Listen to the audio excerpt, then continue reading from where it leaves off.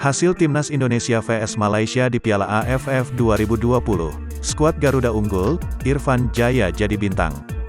Pertandingan hidup mati harus dilakoni Timnas Indonesia kala berhadapan dengan Malaysia dalam ajang Piala AFF 2020. Pertandingan ini digelar di National Stadium, Minggu, 19/12 malam.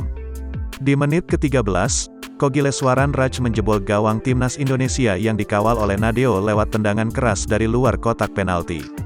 Terus-terusan menyerang, Timnas Indonesia akhirnya mampu menyamakan kedudukan.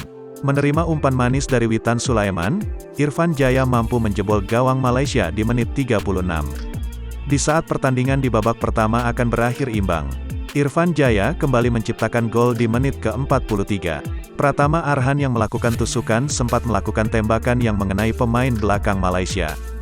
Bola muntah, berhasil dimanfaatkan oleh Irfan Jaya. Pertandingan berakhir 1-2 untuk keunggulan Timnas Indonesia.